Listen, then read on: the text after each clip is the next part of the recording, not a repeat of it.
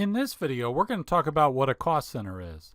So a cost center is a subunit of an organization, so it's a smaller part of a larger organization where you have a manager who is responsible for costs only. Okay, when I say costs only, I mean that there's no revenues whatsoever for the department. Let's say, for example, that we're talking about an accounting department at a grocery store.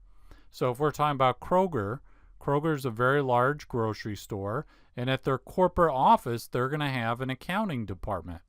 They're also going to have a marketing department. They're going to have an IT department. They're going to have all these different departments. And do you expect the accounting department of a grocery store to bringing in revenue and then having profits? And it doesn't make any sense because the accounting department is just doing the accounting for Kroger.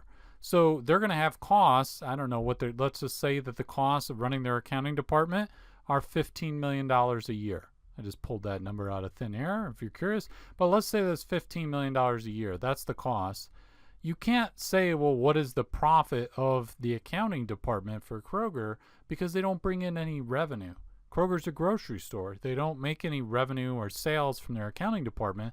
The accounting department is just a bunch of people. They have salaries and so forth, and they're doing the accounting for the firm. So there's only costs. So when we're evaluating this subunit, and that's what I say when I say a subunit of an organization, we're taking Kroger, which is a large organization, we're breaking it out into smaller units, smaller pieces, and then saying, okay, whoever's in charge of the accounting department at the end of the year, the end of the quarter, the end of the month, we're going to see if they did a good job controlling costs.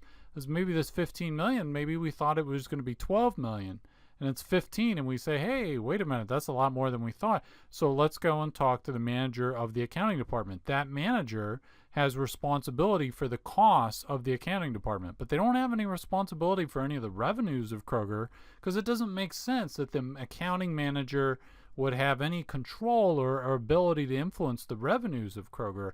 We just hold them responsible for the costs of the accounting department, so the accounting department would be a cost center.